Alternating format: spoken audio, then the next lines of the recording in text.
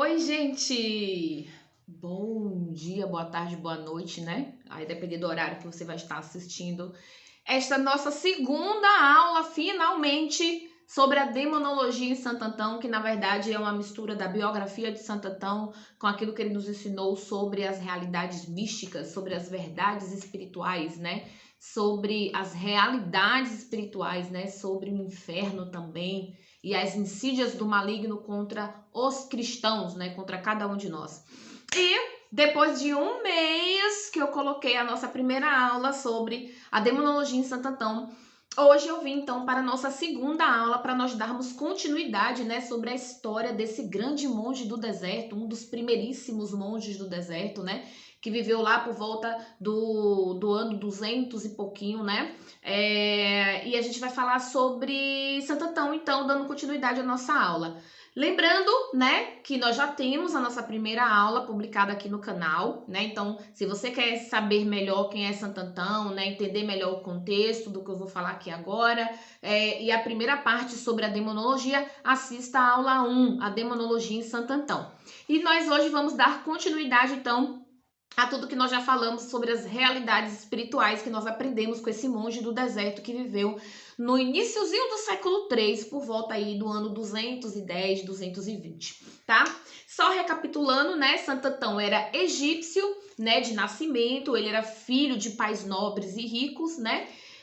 Porém, desde pequeno, ele teve um chamado assim diferente, né, para a santidade. Ele já gostava de viver em isolamento, não era muito de sair, né? E ficou órfão aos 18 anos com uma irmã muito jovem, né? Ele era de família cristã e enquanto cristão, né, vivendo ali naquele período inicial da era cristã, vendo todos os martírios que estavam acontecendo, né, e todo o nascimento, né, do cristianismo, daquela forma pujante, né, fervorosa, fervente que estava acontecendo. Então ele pensava em como os apóstolos deixar tudo para seguir a Cristo, né? Então ele doou todos os seus bens, todas as suas riquezas, deixou uma parte para sua irmã, que era mais nova, enviou a sua irmã para conviver com as freiras e ele então foi ser um monge do deserto. Então ele foi viver no deserto de forma isolada para se dedicar à vida ascética, ou seja, à vida mística, à vida espiritual, né? Então ele escolheu viver a vida ascética lá mesmo ainda na aldeia onde ele vivia, porque ainda não existiam os mosteiros, né? Então ele vai encontrar outros ascetas ao longo da sua vida. Ele vai aprendendo desses outros ascetas, né? Vai avançando em virtude, né? E aí ele começa a ser atormentado pelo inferno. Então, Santo Antão é um homem que decide viver exclusivamente para a vida espiritual, para Cristo, né? À medida que ele vai se aprofundando na vida espiritual, que ele vai se aprofundando em oração, que ele vai se santificando, que ele vai desenvolvendo virtudes, ele começa a ter experiências místicas com Deus, mas ele também começa a ser atormentado pelo maligno, né? E conforme ele ia sendo atormentado, né, pelo inferno, ele foi avançando na meditação sobre a vida de santidade, né? Então ele começa a dar conselhos aos cristãos e àqueles que o procuravam para aprender dele conforme a sua fama ia avançando, né? Então Santo Antônio vai ganhar experiência com o sobrenatural, então ele vai começar a ter experiências místicas, né? Tanto com Deus como com as insídias do maligno sobre a vida dele, né? E ele vai aprendendo como lutar contra Satanás e seus demônios, né? E ele vai, a partir daí, ensinar as pessoas que o procuravam no deserto para aprender mais de Deus, para aprender mais sobre a vida ascética, como que nós devíamos lutar contra as insígnias do maligno, né? Ao mesmo tempo que ele também começa a realizar prodígios e milagres, né? Então ele começa a libertar pessoas endemoniadas, ele começa a curar, né? A exercer o dom de cura, então a sua fama vai se espalhando entre os cristãos e aí os cristãos começam a procurá-lo para aprender sobre a sua sese, sobre a sua mística, né? Então Santo Antão ele percebe como os demônios, né, eles temiam o ascetas, ou seja, aquelas pessoas que decidem seguir a vida religiosa exclusivamente, né? Então pessoas que mergulham mesmo profundamente, né, nos segredos de Deus, nos segredos, né, de nosso Senhor Jesus Cristo. Então, são pessoas que dedicam completamente a sua vida a abrir mão de tudo para servir a Deus. E ele começa a perceber, então, que os demônios temem essas pessoas, né? E ele começa, então, a aconselhar aqueles que o procuravam sobre diversos assuntos, e principalmente sobre as realidades espirituais, né? E é assim, né, que ele vai nos aconselhar a não temer os demônios, porque ele vai dizer assim, olha, os demônios não podem fazer mal algum, né? E ele fala assim, para que os demônios consigam fazer qualquer coisa contra um cristão, eles precisam pedir autorização de Deus. Então, eles só podem agir na medida que Deus autoriza a sua ação. Então, por exemplo, o demônio ele não tem o poder de matar um cristão. Ele não pode matar um cristão. Até na primeira aula eu até falei, né, que se o demônio pudesse, ele já tinha matado todos os cristãos. Se ele pudesse, ele não ficaria atormentando. Ele não ficaria aparecendo como vultos, como espectros, né? Falando coisas na nossa cabeça, né, insinuando maus pensamentos. Ele simplesmente mataria todos os cristãos. Por que que ele não nos mata? Porque ele não tem autorização para isso. Ele não pode avançar contra a vida de um cristão sem a permissão deliberada de Deus, né? Então ele só pode agir na medida que Deus permite. É isso que a gente aprende quando a gente vai estudar o livro de Jó, né? Quando o diabo vai até Deus, até a presença de Deus, pedir para atingir Jó. E Deus diz então que ele poderia atingir Jó, menos matá-lo. Então ele começa então ele mata a família de Jó, né? Ele faz Jó perder tudo, ele dá uma doença terrível sobre Jó, mas ele não tira a vida de Jó porque ele não teve permissão para isso. Então é isso que Santo Antão vai nos dizer também, né? E ele fala então que como o demônio não pode nos fazer um grande mal, que seria no caso tirar a nossa vida, ele vai então agir com as suas artimanhas, né, para atormentar a vida do cristão, né, que é a sua principal vítima, né, é o principal inimigo do diabo, né, nós somos os inimigos do diabo, né, o cristão é inimigo do diabo. E aí ele começa então a dar sugestões, né, de acordo com as suas próprias experiências místicas, né, vocês viram lá na aula 1 que Santo Antão tem muitas experiências de visões demoníacas, né? De sonhos demoníacos, de demônios que apareciam para ele, né? Então, com essas batalhas espirituais que ele trava nos momentos dele de oração, ele começa a nos ensinar como lidar com os demônios, né? E uma das coisas muito interessantes que eu li, e principalmente porque eu venho de um meio protestante, foi como ele ensina os cristãos a fazerem o sinal da cruz, né? Então ele fala, quando os demônios aparecerem, aí ele tá falando principalmente para os ascetas, para as pessoas que buscam essa vida religiosa, devemos fazer o sinal da cruz sobre nós mesmos, sobre a nossa casa e orar. E ele fala, né? E veremos que irão desaparecer, pois eles têm muito medo do sinal da cruz do Senhor, porque foi com esse sinal que o Salvador os despejou e os entregou ao espetáculo, né? Então, lá no ano 200 e pouquinho, 230, não lembro bem agora a data, eu esqueci de anotar aqui, ele vai nos ensinar a fazer o sinal da cruz. Então, a gente pode perceber que para a igreja primitiva, o sinal da cruz já era, né, uma tradição, né, que tem toda uma simbologia, né, porque a cruz, ela que antes era uma maldição, né, Jesus quando morre na cruz transforma a cruz em bênção, né, ele quebra a maldição da cruz e transforma em bênção. A cruz é um sinal da vitória de Cristo sobre a morte e da vitória de Cristo sobre o diabo. Então, quando a gente faz o sinal de Cristo, nós estamos aqui representando toda uma, através desse símbolo, né, toda uma verdade espiritual, toda uma realidade espiritual que se concretizou na cruz, né, que é a vitória de Cristo sobre o diabo, a vitória de Cristo sobre a morte. O diabo deixa de ter poder sobre nós, né?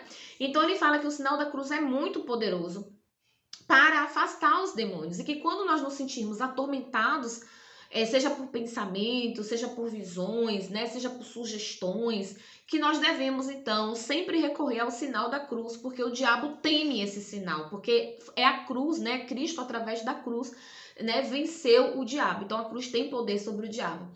Então, Santo Antão também, ele vai relatar, né, as aparições sobrenaturais, né, vai falar sobre os discernimentos de espírito, sobre o discernimento de espírito. Então, ele vai dizer, é possível distinguir a presença dos bons e dos maus. Ele fala, se você tiver, se Deus der essa graça, né? Então, o discernimento de espírito é um dom. Então, Deus tem que te dar essa graça. E ele fala que a vista dos santos não é perturbadora. né? Ela se produz tranquila e suavemente, de logo que produzem na alma alegria e coragem, assim é com a aparição dos santos. Isso é muito interessante, por quê? Porque, na verdade, a gente está falando da aparição o quê? Das aparições celestiais, né? Muito principalmente da aparição dos anjos, né? Que também são chamados de santos. Os anjos são chamados de santos também. E ele diz que logo no primeiro momento, quando o anjo aparece, a gente vai ver isso lá nos relatos bíblicos do Velho Testamento, né? Qual é a primeira reação da pessoa que vê um anjo? É temer, né? Mas assim que o anjo fala quem a fala do anjo traz calma, traz paz, traz tranquilidade. Então, geralmente, o que acontece? As pessoas que viam os anjos lá no Velho Testamento, do medo, elas passam rapidamente o louvor, né, a veneração. Então, a aparição dos santos, dos seres espirituais, eles não trazem pavor e não trazem medo, mas trazem alegria e paz ao espírito, né? Então, ele já tá falando aqui a primeira. Porque ele via anjos, né? Quando o Santo Antão ele era atacado pelos demônios, e às vezes esses ataques demoravam horas, ele ficava muito desgastado, tanto fisicamente como emocionalmente. E aí apareciam anjos, né, para consolá-lo, dizer e fortalecê-lo nessas batalhas. Então ele tinha tanto a visão dos demônios como visão de anjos. Então ele vai dizer, olha, quando for um anjo, quando for uma aparição celestial, né, dos santos, você não vai ter medo. Esse medo rapidamente vai ser substituído por paz e alegria na alma, tá? Mas quando a aparição ela é demoníaca, né? Ele fala que a aparição dos maus é perturbadora, sabe? Ela é acompanhada de ruído, de rumores, de gritos, né? Ela produz terror na alma, perturbação dos pensamentos, tristeza, ódio contra os cristãos, desgostos, maus desejos. Então ele fala assim, a aparição demoníaca ela traz perturbação, ela traz angústia, né? Não sei quem já teve essa experiência, já aconteceu comigo, por exemplo, de eu acordar atormentada assim na minha alma e eu ver que eu estava sendo sofrendo uma opressão, né, maligna, porque os cristãos sofrem com opressões, e eu acordava apavorada, sabe, sentindo assim muita angústia, e eu começava a orar. Isso eu nem era católica ainda, né, quando eu era protestante, eu falava, Deus, o que tá acontecendo? Que temor, que pavor é esse que eu tô sentindo? E eu sabia que ali era uma opressão, né, que estava acontecendo.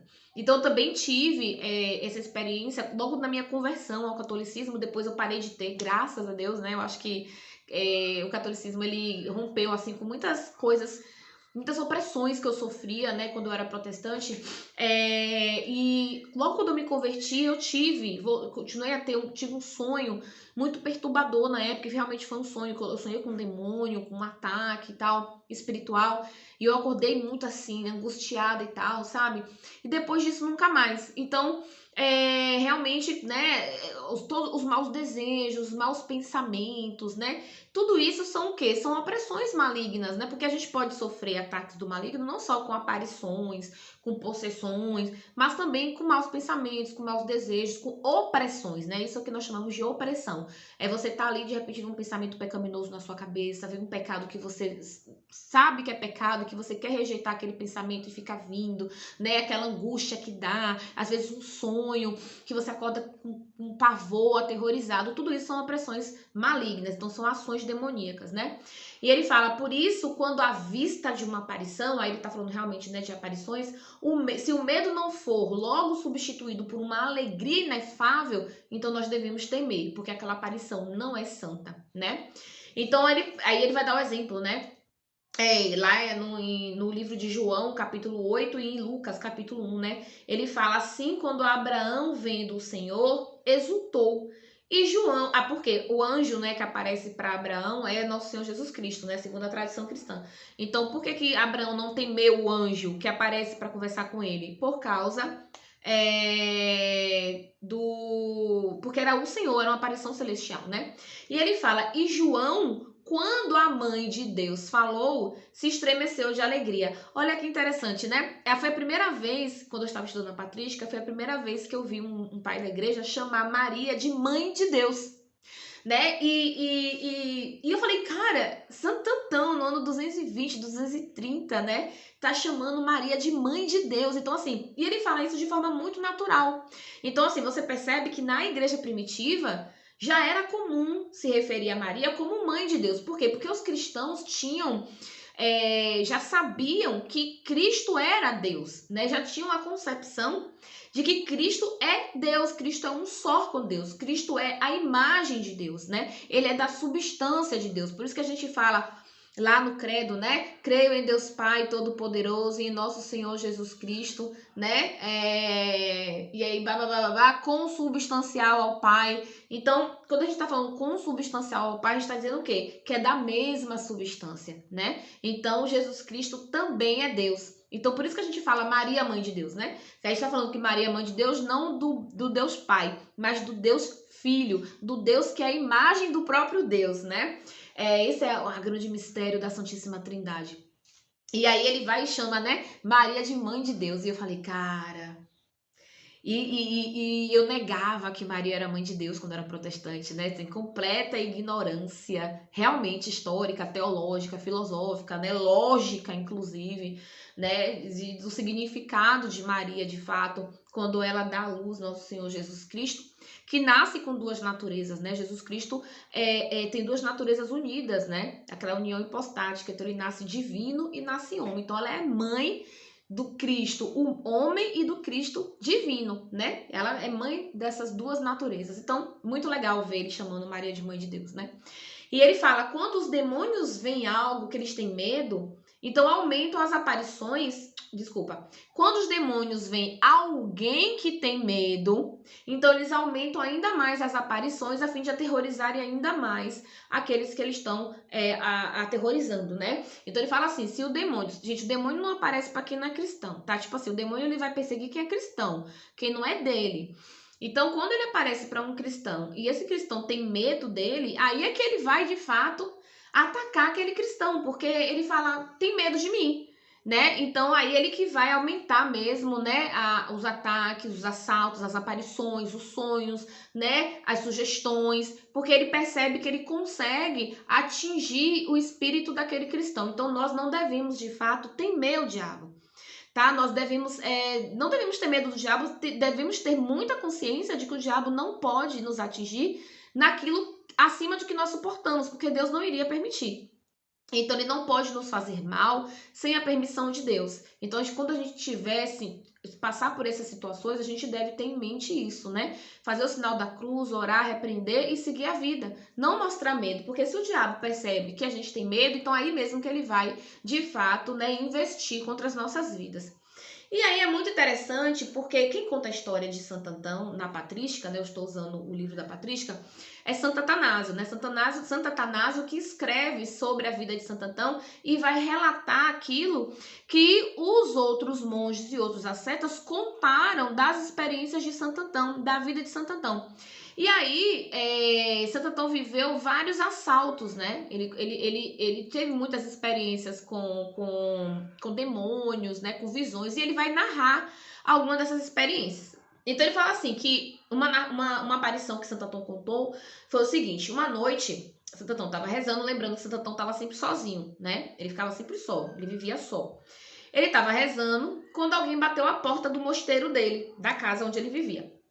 Aí Santo Antão saiu e ele viu uma pessoa grande e alta, viu alguém grande e alto, né? E aí ele perguntou quem era. Aí ao passo que esse alguém que ele viu respondeu, sou Satã. E aí ele perguntou, por que você está aqui? Né? E aí o Satanás respondeu, acusam-me sem motivo os monges e os outros cristãos. Por quê? Por que me execram o tempo todo? E aí Santo Antão perguntou, por que você molesta os cristãos? E aí o diabo respondeu, eu não os atormento, eles mesmos que se perturbam, sou fraco. Não leram eles? O inimigo acabou para sempre em ruínas, sua lembrança sumiu? Está lá em Salmos, capítulo 9. Não tenho mais lugar nem cidades. Agora em toda parte há cristãos e o deserto está cheio de monges. Então Santo Antão disse ao diabo, tu és sempre mentiroso, tu nunca dizes a verdade. E no entanto, sem querer, disseste uma verdade. Quando Cristo veio, tornou-te fraco, abatido e desarmado. Então, ao ouvir o nome do Salvador, o diabo desapareceu. Olha só, né? Então, ele vai dizer o seguinte, né?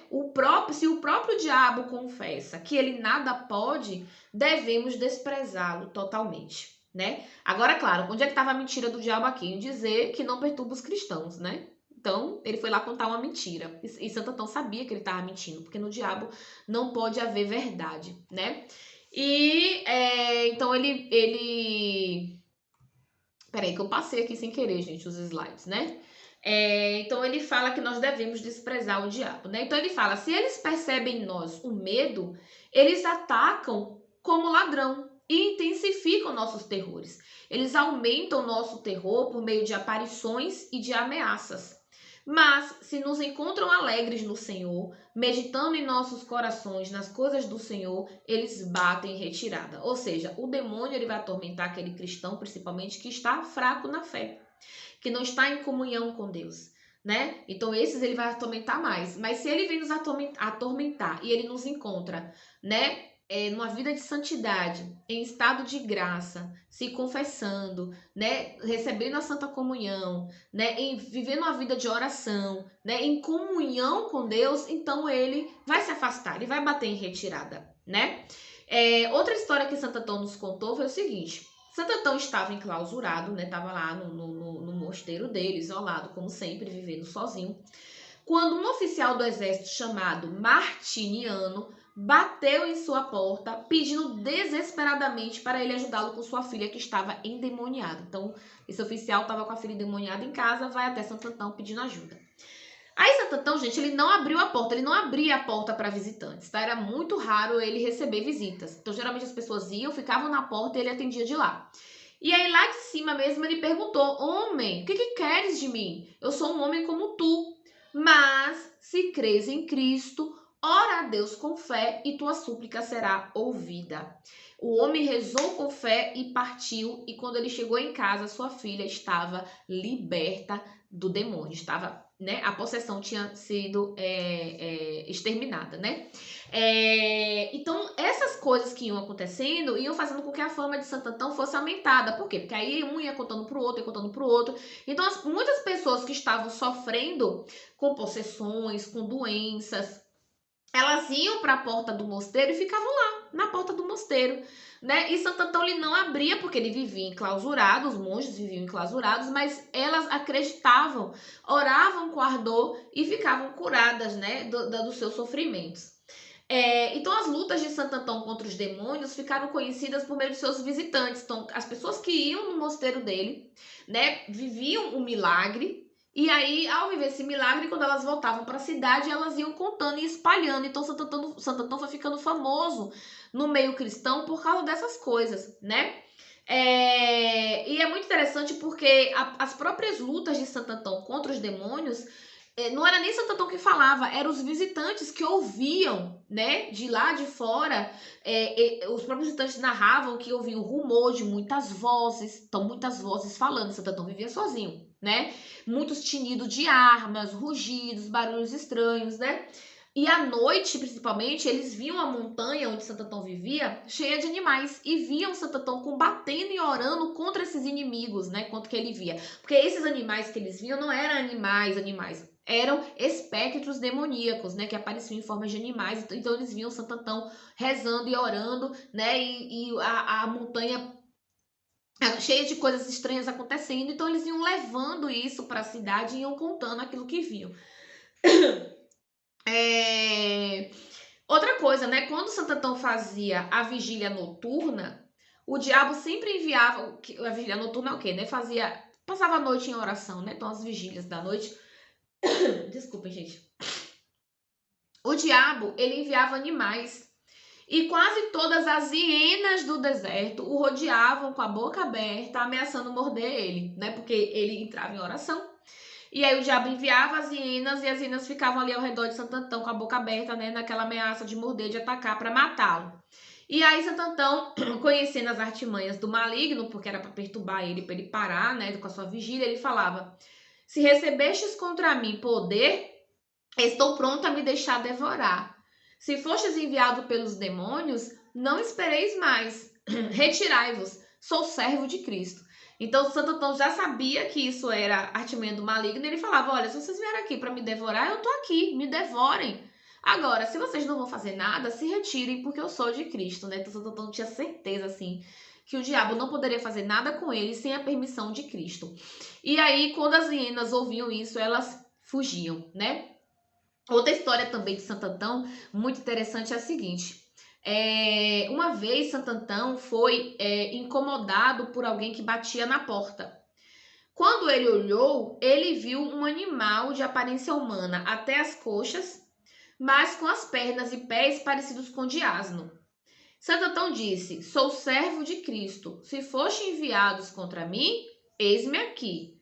E o animal, com seus demônios, fugiu tão rapidamente que caiu e morreu. E a morte do animal significou a derrota dos demônios. Olha que história, né?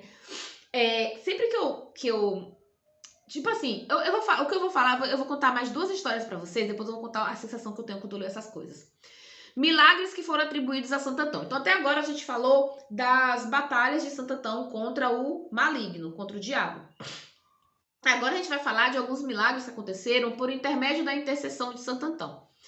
Uma vez, Santo Antão foi velar com alguns monges, né? Foi fazer as orações com os monges, né? Fazer uma vigília.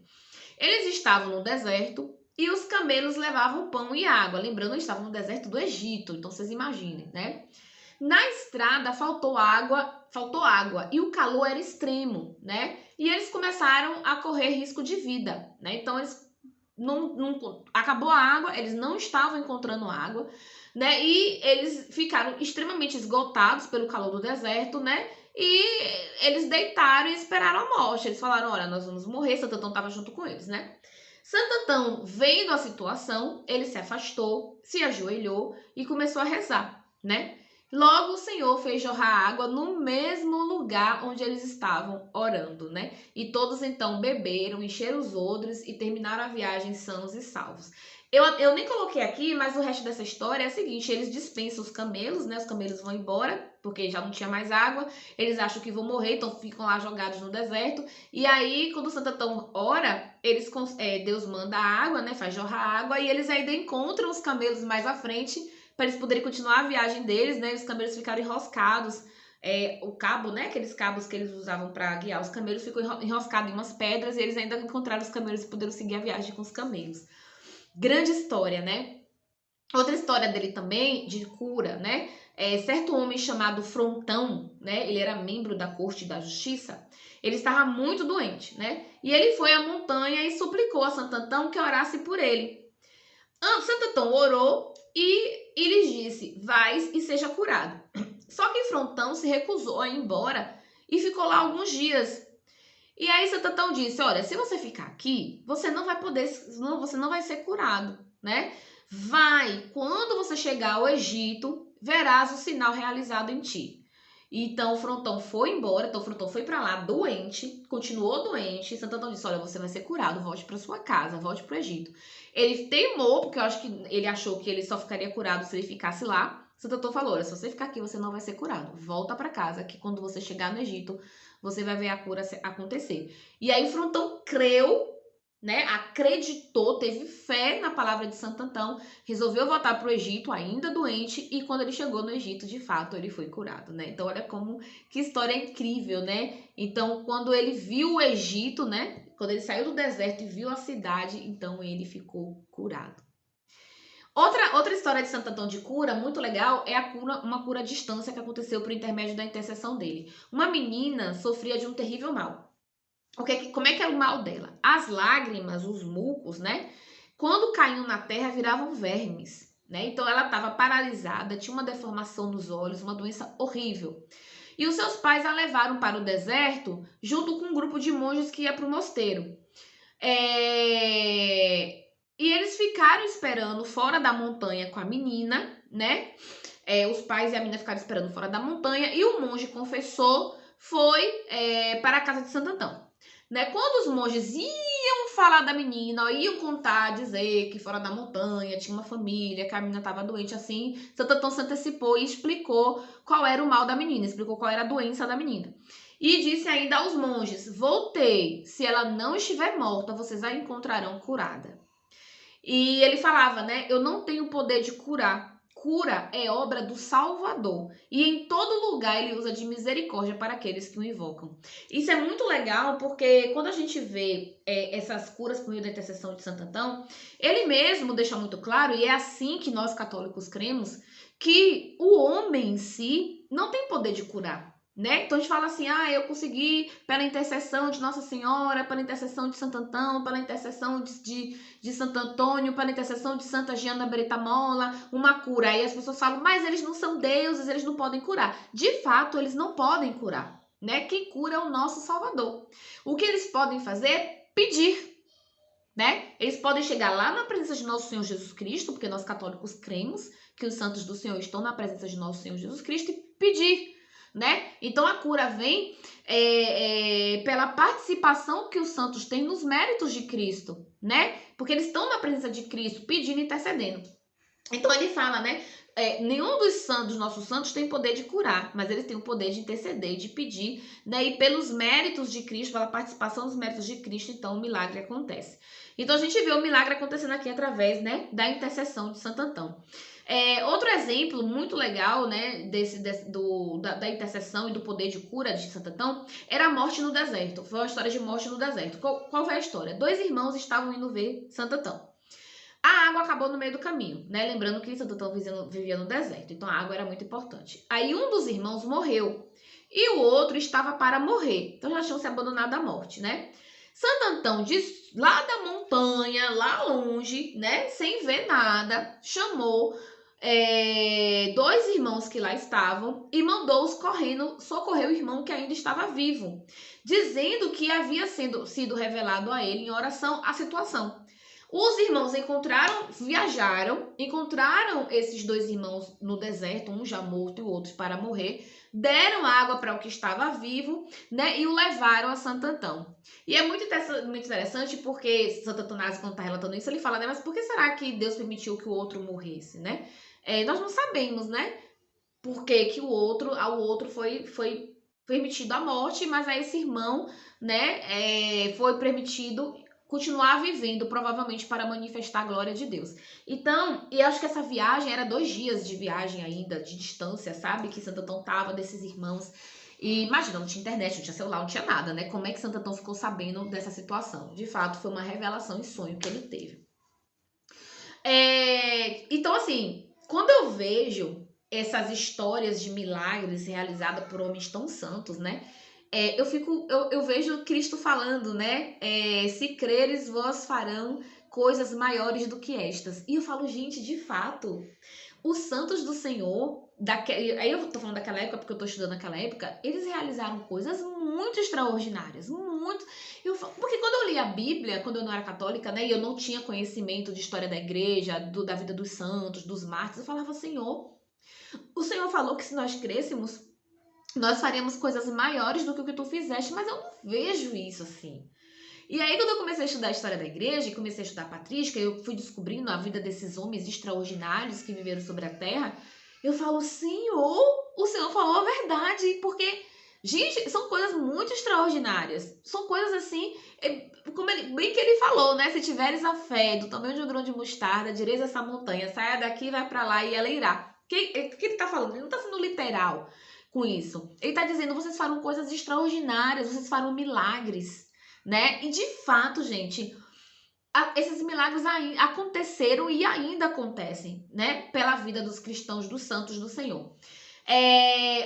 Outra experiência incrível de Santo Antão foi que foi revelado a ele como que as almas sobem para os céus. E eu achei extraordinário. Eu vou contar aqui para vocês como foi a visão dele. Santo Antão, ele viu subir a alma de um homem, né? Ele estava lá rezando no mosteiro dele, em cima da montanha, ele vê subir a alma de uma pessoa para o céu. Como é que é essa história? Uma vez ele estava sentado na montanha e ele viu a alma de um homem sendo levada aos céus e outros vindo ao encontro dele com grande alegria. Logo chegou a ele uma voz lhe dizendo que era a alma de Amun, um monge de Nitria. Gente, Nitria era uma cidade que ficava 13 dias de caminhada lá do mosteiro de Santo Antão. Então não tinha Santo Antão vivendo só, não tinha como ele saber que Amon tinha morrido. E ele vê, e no exato momento da morte de Amon, porque depois, quando os monges chegam lá no mosteiro para contar a Santo Antão que Amon tinha morrido, Santo Antão já sabia. Santo Antão fala, Amon morreu. Eu vi a sua alma subir aos céus. E aí, no relato dele, ele fala exatamente o dia e a hora que ele viu a alma subir aos céus. Era exatamente o dia e a hora que Amon tinha morrido. E os monges ficaram maravilhados com aquilo, porque não tinha como Santo Antão saber. Os monges chegaram para contar para Santo Antão um mês depois da morte de Amon, né? E ele viu a alma de Amon subindo e outras pessoas indo receber Amon nos céus. Quem são essas outras pessoas? Os santos do Senhor. Eu falei, cara, que visão extraordinária e que confirmação nós temos dos santos que estão nos céus, como está escrito em Apocalipse, né? Vinha um grande mar, né? Como um grande diamante, pessoas vestidas de branco, né? E elas estavam na presença de Deus, perguntando quando ele iria vingar o seu sangue. E eu falo, cara, isso é real, sabe? Assim, a igreja triunfante é real e ela está unida ao corpo de Cristo, né? Assim como nós que somos igreja militante estamos unidos ao corpo de Cristo, eles também estão unidos ao corpo e juntos nós somos um só. Então imagina você morrer, sua alma ser levada aos céus e no meio do caminho você encontra a galera toda, entendeu? Os santos todos vindo te receber. Cara, isso é incrível demais. Eu me arrepio quando eu me arrepio. Olha, eu tô arrepiada agora de ver essa visão, porque isso traz uma esperança para nós cristãos de que a morte é só uma passagem, que a morte não é o fim, a morte é só a libertação desse corpo, né? A morte é o encontro, vai nos permitir o grande encontro com o nosso Senhor, com todos os santos, né? Essa realidade espiritual, a gente entrar nessa igreja triunfante, cara, isso é...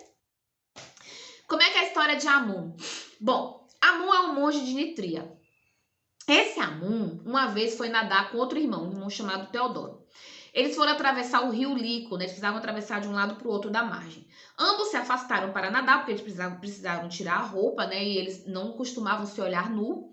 Então eles se afastaram para nadar o rio e atravessar o rio, tá? Subitamente, Amon apareceu do outro lado do rio, completamente seco antes de Teodoro. E Teodoro tinha se afastado de Amon e tinha saído na frente de Amon para atravessar o rio. Quando Teodoro chega do outro lado do rio, quem tá lá? Tá Amon lá, completamente seco, parado, esperando ele. E aí ele pergunta, como é que você chegou aqui, Amon? Como é que aconteceu isso? E aí Amon dá uma resposta muito interessante. Ele fala assim, eu não sei como é que isso aconteceu, porque é impossível aos homens, mas eu estava lá do outro lado, de repente eu apareci aqui. E isso me lembrou muito a história de, acho que é Filipe, que tava aquele cara, gente, esqueci a história da Bíblia, que tá o cara lendo as escrituras, ele não entendia nada, né? E ele tava lendo sem entender nada, de repente Filipe, acho que é Filipe, que tava de um lugar, de repente ele apareceu lá na estrada onde esse cara tava lendo as escrituras, né? E, então, assim, a bilocação, né? E aí ele vai, explica as escrituras, batiza o cara, depois ele desaparece de novo. E eu falei, cara, é o dom da bilocação, né? Que aconteceu com São Padre Pio, que aconteceu com Nossa Senhora, né? Quem conhece a história de Nossa Senhora do Pilar sabe que foi uma bilocação de Nossa Senhora. E eu falo, cara, isso é uma história de bilocação. E a Amon ficou... Cara, eu tava lá, de repente eu apareci aqui, né? E foi, assim, uma coisa extraordinária. E aí a Amon pediu que Teodoro não contasse pra ninguém o que tinha acontecido, pelo menos até ele morrer. Então, imagine, Amon era, de fato, né, um homem de Deus. E Antão informou, então, o dia e a hora da morte de Amon, 30 dias mais tarde, né? Para os irmãos de Nitra que tinham ido lá contar para ele, né? E eles ficaram maravilhados com a visão de Santo Antão, né? Outra visão que Santo Antão teve em relação à passagem das almas para o céu foi uma visão dele mesmo. Ele se viu morto, né? E ele estava orando, né? E aí ele se viu arrebatado em espírito. Então ele viu o corpo dele morto, ele se viu fora de si. E ele foi levado pelos ares por alguns anjos, que ele chama de pessoas, né? Pelos anjos. Em seguida, ele viu outras pessoas amarguradas e cruéis, de pé no ar, querendo impedi-lo de subir, que essas outras pessoas eram os demônios. Os seus anjos o defendiam, né? E os outros queriam que ele prestasse contas desde o seu nascimento. E os anjos disseram, o Senhor perdoou as faltas cometidas desde o nascimento. Podeis pedir contas das que cometeu depois que se fez monge e se consagrou ao Senhor. E os adversários o acusavam, mas nada podiam provar. Então se viu voltar para o seu corpo e passou a noite em oração. Então foi uma visão que ele teve, né, de como que se dá, né, a passagem, né, das almas para de quando a gente morre, né, como que se dá essa passagem, né? Então ele fala, muitos vão subir aos céus, mas outros não vão conseguir, né, chegar no céu por causa dos seus pecados.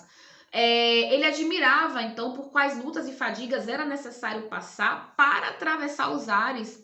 E se lembrava do que dizia o apóstolo sobre o príncipes do poder do ar, que está lá no livro de Efésios, capítulo 12, né? O inimigo tem poder de combater aqueles que sobem através dos ares. É uma visão, assim, de algo que a gente vai viver ainda, né? Que isso faz a gente pensar, né? Outra visão, a última visão que eu vou contar para vocês que ele teve, foi a visão do gigante infernal e das passagens das almas, né? Ainda, então foram 3 visões que ele teve.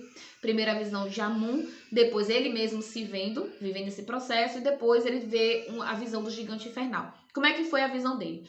Uma vez ele teve uma controvérsia com alguns visitantes sobre a passagem da alma depois da morte, né? Então estavam conversando, o que acontece depois da morte? Normal, né? Todo mundo faz isso. E ainda mais naquele tempo que eles ainda estavam, né, descortinando dentro da visão cristã o que acontecia depois da morte. Na noite seguinte, alguém o chamou do alto e lhe disse para olhar, né? Levantando os olhos, ele viu um ser gigantesco, horroroso, temível, de pé, atingindo as nuvens. Outros seres que pareciam alados subiam, e o gigante estendia as mãos e impedia alguns de passar. Então, outros voavam acima, atravessavam e eram conduzidos para o alto sem serem perturbados, né? Para esses últimos que conseguiam subir, o gigante rangia os dentes. Quanto aos outros, ele alegrava-se de vê-los cair, né? E Santo Antão ouviu então uma voz que disse: compreendes o que vê, né? Então seu espírito foi aberto. Ele compreendeu que era a passagem das almas. E o gigante de pé era o inimigo, que tem inveja dos fiéis e reina sobre aqueles que a ele se submeteram e os impede de passar, mas não domina a alma daqueles que não deixaram se persuadir por ele. Olha que relato extraordinário, né? Então, é óbvio que foi uma visão, a gente não sabe se é exatamente assim que acontece, mas na visão dele, né, que pode ter mais um sentido espiritual do que literal, né? Mas ele vê então esse gigante, né, esse príncipe das potestades do ar, que está ali, né, e impedindo aqueles que se submeteram à sua vontade, ou seja, que se entregaram às insígnias do maligno, né, que viveram uma vida afastada de Deus, ele impede essas almas de subirem para o céu, né, e faz essas almas caírem para o inferno, né. Então é uma visão muito poderosa e muito forte, assim, quando eu li eu fiquei muito impactada, né, porque de fato é isso que vai acontecer, né, se a gente escolher viver uma vida, porque é livre-arbítrio, né, se a gente escolher não crer, se a gente escolher viver uma vida separada de Deus, uma vida entregue aos prazeres carnais, à concupiscência da carne, né, aos nossos próprios desejos, uma vida sem santificação, né, uma vida completamente afastada de Deus, nós não poderemos alcançar o céu, né? Então, quando nós morremos, nós não iremos para o céu se a gente escolher viver essa vida, né? E aí a gente imagina, você escolhe viver uma vida totalmente carnal, aí quando você morre, você tá subindo, daqui a pouco aparece, né? Lá o inimigo das nossas almas e fala: você não. Você é lá no meu reino, onde eu governo, e aí manda você de baixo, manda você para baixo, né? Manda você pro inferno, né? Imagina aí o sofrimento que não deve ser, né? Enfim, como vencer o diabo, né? Então, Santo Antão vai nos dizer a arma para lutar contra as investidas do maligno, que são viver uma vida reta e a fé em Deus. Gente, Deus é tão simples a gente viver, né, uma vida em Deus. Basta que a gente creia em Deus, que a gente tenha fé em Deus e a gente escolha obedecê-lo. Porque o que é a vida reta? É uma vida de obediência a Deus, é uma vida em que nós obedecemos os seus mandamentos, os seus princípios, né, as suas regras. Ele fala, cada um vai ser julgado mediante 2 coisas.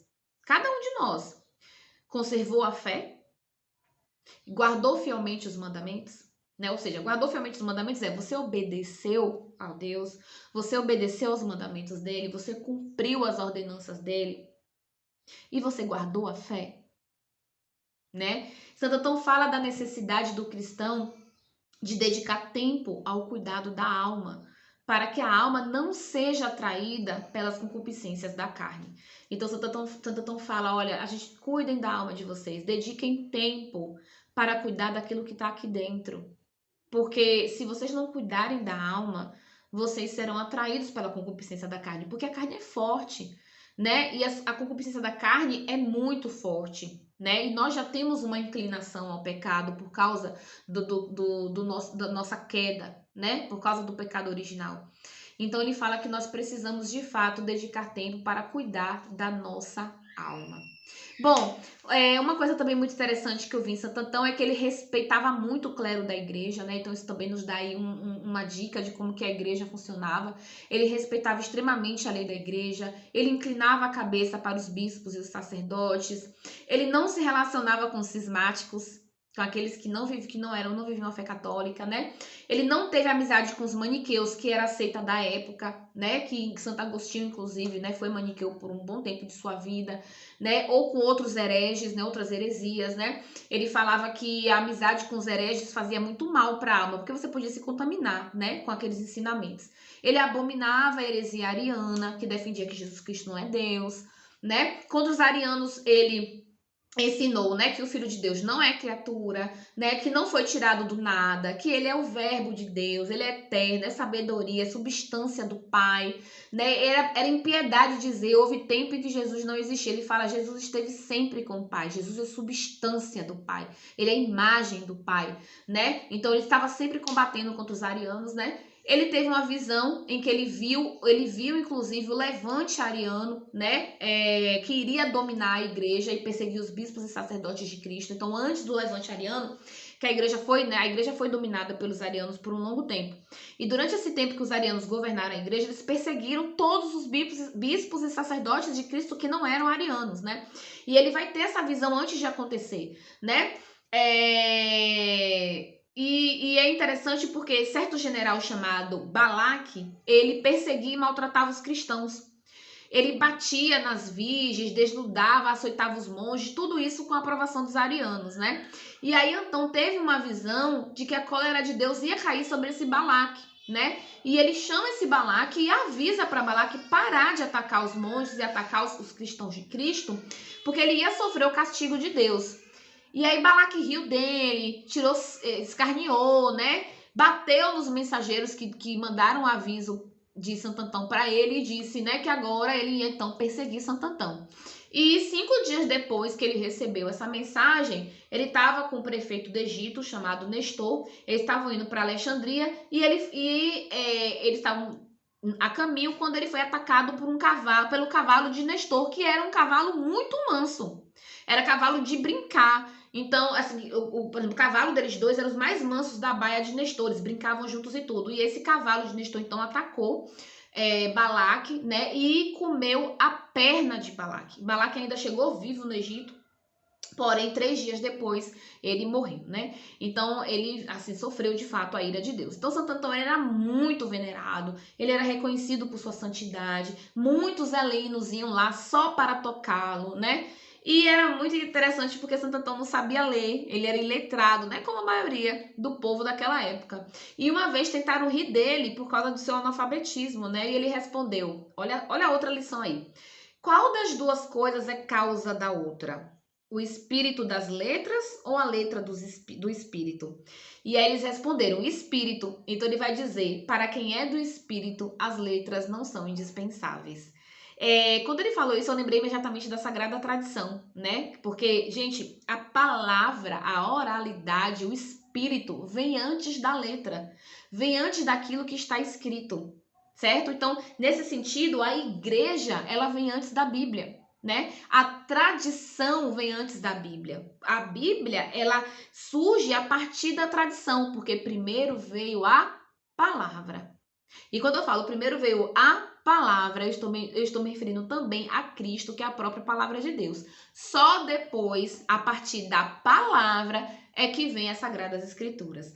né? Então ele fala isso e para mim isso foi assim, uma analogia muito interessante com a tradição oral e escrita, né? Bom, quando Santo Antão estava para morrer, ele faz recomendações, né? E ele faz uma referência aos santos, né? Ele aconselha aos monges que estavam ali com ele naquele momento. Ele fala: tende sempre o cuidado de vos apegardes primeiramente ao Senhor e depois aos santos, né? A fim de que, após a vossa morte, eles vos recebam nos tabernáculos eternos como amigos e familiares. Olha que lindo, né? Nós devemos nos apegar aos santos de Deus, porque quando nós morrermos, eles irão nos receber nas moradas eternas. Olha que coisa extraordinária. E quando eu li isso também, isso encheu meu coração de alegria, de esperança, né? Porque você fala, cara, né? Aquela visão que ele teve, né, da alma de Amun subindo, e ele vê os santos do Senhor descendo para recebê-lo, né? Então ele fala: vos apegar com os santos, porque eles vão receber vocês como amigos e familiares. E assim foi a vida de Antão, né? Ele foi célebre em toda parte, foi admirado por todos, amigo de Deus, conhecido em todo o ocidente daquela época, né? Então era Gálias, a Roma, a África, a Espanha, né? E esses homens agem oculto, né? Então, os santos do Senhor, geralmente, eles agem no oculto, os monges agem no oculto, né? Mas o Senhor mostra a todos como fachos, para que, ouvindo falar deles, todos conheçam o poder dos mandamentos para tornar a vida reta e feliz, e se anime a seguir o caminho da virtude. Aí eu lembrei de Padre Paulo Ricardo, né? Bomba de São João aqui. Lembrei daquela fala do Padre Paulo Ricardo, né? Os santos são como faixas luminosos que brilham no céu para resplandecer a glória de Deus. E aqui Santo Anásio fala, né? Esses homens agem no oculto, eles agem no escondido, eles não querem ser reconhecidos pelos seus feitos, mas o Senhor os revela, os mostra a todos como faixo de luz, para que, ouvindo falar desses santos, todos conheçam o poder dos mandamentos para tornar a vida reta, para tornar a vida feliz e se animem a seguir o mesmo caminho que esses santos. E é assim que eu quero concluir a minha fala sobre Santo Atanásio, né? Que a vida dele, que as experiências dele anime vocês a viver uma vida reta, a viver uma vida digna, né? E a ser imitadores de Cristo, imitadores de Santo Antão, imitadores de todos os santos. Porque quando nós morrermos, nós iremos encontrar-nos nos altos céus, né? E nos tabernáculos eternos como amigos e familiares. Então nós vamos encerrar a nossa aula sobre Santo Antão, sobre esse grande monge do deserto, né? Fazendo a oração da alma de Cristo, o anime Cristo, né? E nós assim encerramos então a nossa aula de hoje. Alma de Cristo, santificai-me, corpo de Cristo, salvai-me, sangue de Cristo, enebriai-me, água do lado de Cristo, lavai-me, paixão de Cristo, confortai-me, ó bom Jesus, ouvi-me, dentro de vossas chagas escondei-me, não permitais que eu me separe de vós, do inimigo maligno defendei-me, na hora da minha morte chamai-me, mandai-me ir para vós, para que vos louve com os vossos santos, pelos séculos dos séculos. Amém. Em nome do Pai, do Filho e do Espírito Santo. Amém. Até o próximo vídeo do nosso canal.